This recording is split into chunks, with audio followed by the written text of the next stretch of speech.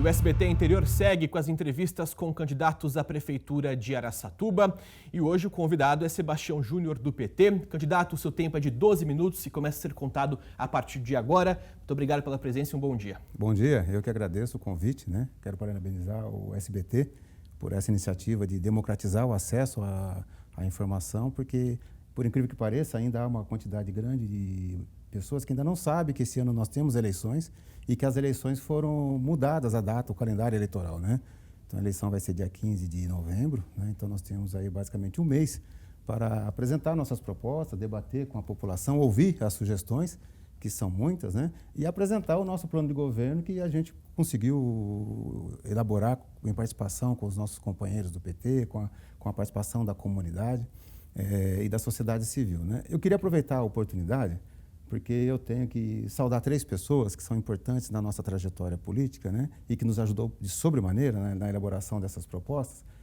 Primeiro, a Durvalina Garcia, né, que, em nome dela, saudar todas as mulheres, né, de Araçatuba, as mulheres que trabalham e se dedicam aqui na nossa cidade, e dizer a essas mulheres que no nosso plano de governo a questão da mulher vai estar muito bem cuidada, né, porque, infelizmente, a nossa sociedade ainda é uma sociedade machista e que trata de forma muito desigual, né, as mulheres, e isso nós vamos fazer muitas políticas públicas para tratar da isonomia, tanto do ponto de vista do salário, né, na questão profissional, também na questão da violência doméstica, que a nossa cidade, não só a nossa cidade, mas a nossa região, né, tem um índice elevado na questão da violência doméstica. Então, no ponto de vista das políticas públicas, nós vamos nos empenhar bastante nesse segmento, né.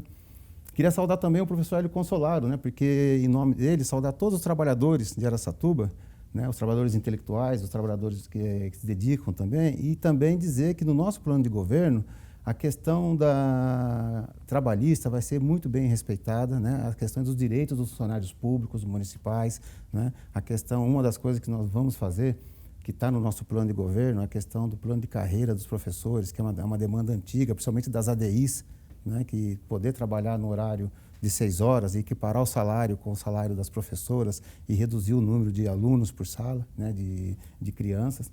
E quero saudar em nome da Najara Leite, a minha vice, né, uma jovem índia, uma mulher dedicada aqui em Araçatuba, e a gente fez questão de tê-la como nossa vice para prestigiar a juventude de Araçatuba, que carece de muitas políticas públicas, né, principalmente na área do emprego, né? Hoje o jovem consegue estudar em Araçatuba, mas ele não fazia. Em 1990, por exemplo, o jovem que quisesse estudar teria que sair de Araçatuba, né? Ele ia para Bauru, ia para Rio Preto, né? Hoje nós temos um pátio universitário bom.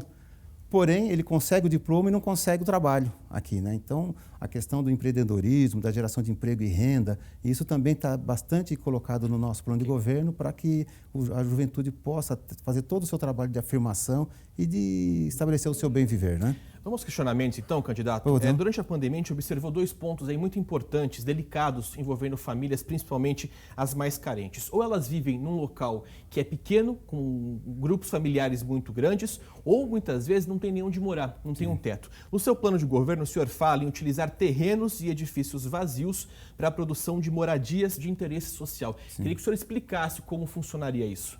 Olha, isso já é uma questão que está prevista até no Estatuto da Cidade, né? Então, o Estatuto da Cidade, ele prevê que o município pode, para combater a especulação imobiliária, o município pode propor a construção em áreas vazias, em terrenos que estejam abandonados, ou em áreas de edificação abandonadas, né?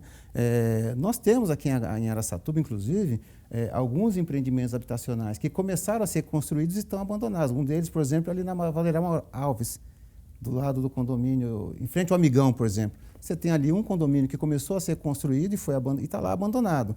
Então, nós precisamos desenvolver uma ação ali para que aquilo seja recuperado e destinado à sua função social. Já tem um mapeamento de onde seriam esses locais? Quantos seriam? Qual é a capacidade disso na cidade? Olha, nós já construímos em Araçatuba, né, através de uma política pública do PT, mais de 5.000 unidades habitacionais pelo programa Minha Casa Minha Vida. Mas essas que estão abandonadas, por exemplo, tem um mapeamento disso ou ainda não? Não tem, né? A gente fez enquanto proposta para o plano de governo, né? É claro que você assumindo o governo, você vai ter todo o planejamento ali para estabelecer esse mapeamento, né? Vamos falar de transporte público agora, candidato.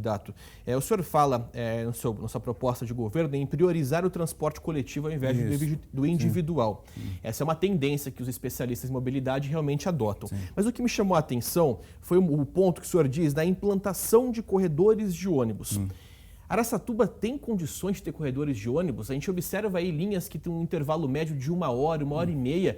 Tem necessidade de um gasto tão elevado com corredores exclusivos? Não, então, esse é um problema, assim, que Araçatuba ela tem uma característica de nós temos uma mobilidade urbana bastante acentuada, né? Porque nós temos aqui mais de 70 mil carros emplacados, 100 mil motos emplacadas. Então, o transporte público ele é uma necessidade. A empresa que assumiu agora é um contrato de 30 anos, que já cooperava há 30 anos. Então, o sistema é um sistema que nós vamos ter que redefinir. Agora, nós temos avenidas na cidade que comportaria, sim, uma linha de ônibus que fizesse esse trajeto. Eu tenho uma quantidade de trabalhadores que trabalham na Nestlé, por exemplo, né, que está lá na entrada do Jussara. Eu tenho ali toda a Pompeu, toda a Frisola de Moraes, e depois que emenda com a Araçá, eu não poderia ter uma linha que fizesse esse percurso? Uma linha sim, mas um corredor de ônibus com tanta demanda não é um exagero? Então, isso tudo é uma questão que você vai adequando à realidade de cada situação, né? A questão principal, acho que eu entendo em relação à questão do transporte público, é que é um transporte hoje que é deficitário na cidade. Então, nós precisamos encontrar uma política nova que motive as pessoas a usar o transporte público. O senhor pensa em reestatização do transporte público ou não? Não, eu penso em cogestão. A empresa sozinha, o que eu percebo em relação aos números que a gente já percebeu e já vem analisando, pela questão da quantidade de passageiros, é de que o município vai ter que, de alguma forma, estabelecer um novo contrato com a empresa na área da cogestão. Vamos lá, na pasta da educação, caso o senhor seja eleito, já vai assumir um mandato com um problema delicado que foi esse período praticamente de um ano perdido, após provocado obviamente pela pandemia. Qual que vai ser o desafio? Como o senhor vai conseguir reverter se vai estar chegando na casa naquele momento? Vai estar conhecendo o cenário, mas com o desafio de fortalecer a educação naquele momento e o senhor fala bastante em valorizar o profissional da área da educação. Sim. Como fazer tudo isso em um ano pós-pandemia e com um recurso cada vez menor, porque a arrecadação vai cair? Nós ainda vamos conviver com a Covid um bom tempo, né?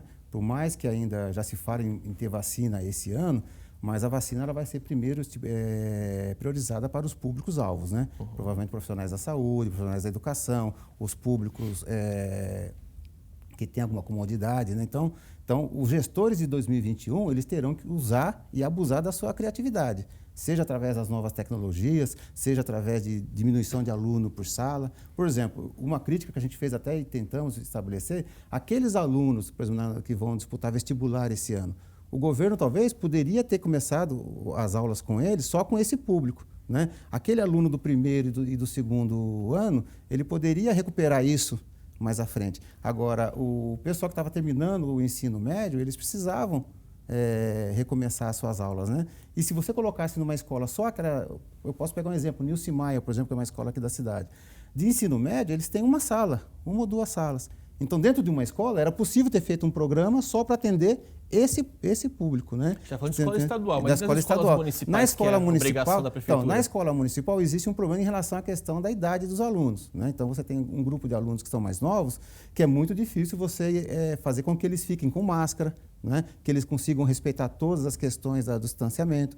Então, para esse público, você vai ter que ter muita criatividade e dialogar muito com a direção da escola, com os profissionais e também com a comunidade. Um outro ponto que fala do social na sua proposta de governo, o senhor fala em ampliar o funcionamento do restaurante popular. Sim. Só que o Bom Prato na cidade tem enfrentado uma situação adversa, tem tido queda na procura por refeições. O próprio restaurante tem buscado alternativas para que essa refeição a R$1 chegue em quem precisa. Não seria uma atitude errada querer ampliar um projeto que da demanda atual não está sendo atingida, essa procura não está atingindo a demanda? Não, porque ele está centralizado, né? Um dos problemas do Bom Prato é que ele está no centro da cidade. E você tem uma grande quantidade de população carente que está na periferia da cidade, ou que está numa área mais distante. Então, esse mapeamento nós temos condições de fazer. Nós temos, por exemplo, entidades assistenciais na cidade, por exemplo, que oferecem café da manhã, por exemplo, para moradores, né? Que oferecem algum tipo de alimentação. No Jussara mesmo, eu não vou falar o nome aqui, mas nós temos uma militante social lá, que é conhecida na cidade, que ela oferece uma quantidade grande de marmitas para pessoas que moram lá no Jussara. Então, a minha intenção é apoiar ações como esta. Vamos falar um pouco agora dos bairros periféricos, né? Já tem estudos que comprovam que quanto menos equipamento público se tenha em bairros de periferia, são mais afastados do centro, maior a possibilidade do crime acabar absorvendo pessoas em vulnerabilidade. Quando a gente olha para bairros novos de Araçatuba, muitos não têm ali uma estrutura mínima de educação, lazer, cultura. Qual que é a sua proposta para esses bairros aí que são são bairros grandes, com famílias aí volumosas, mas por outro lado com estrutura quase que mínima? Não, primeiro levar a urbanidade, né, para esses locais, né? Aquilo que você falou, os serviços públicos precisam chegar nesses lugares, né? Infelizmente, em muitos lugares, quem faz o papel do Estado são as igrejas, né? Para nossa sorte, você tem lá a igreja evangélica, a igreja católica e outras, até as igrejas também de matrizes africanas, que em muitos lugares substituem o Estado, fazendo assistência social, ajudando na educação. Então, o Estado tem que chegar, o Estado enquanto política pública, né? Seja através da prefeitura, ou seja em parceria com o governo federal, ou seja em parceria com o governo estadual, mas o Estado tem que chegar nesses locais levando a infraestrutura.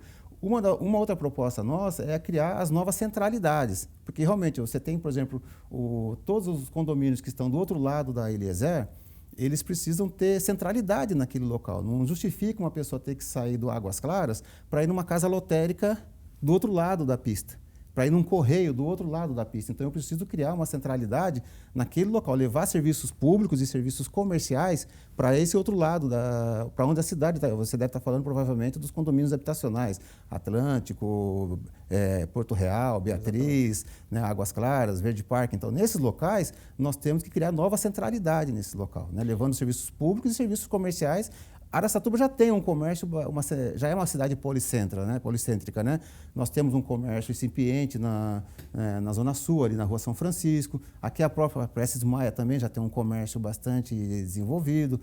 No Moarama também nós já temos lá um ponto de comércio bastante efervescente, que está começando, mas que também está efervescente. Então, de um modo geral, o nosso comércio já está um pouco espalhado, não é mais aquele comércio centralizado lá no centro da cidade. Mas o maior desafio hoje é levar nova centralidade para os condomínios que estão do outro lado da Eliezer. Rapidamente, a gente tem 15 segundos, né?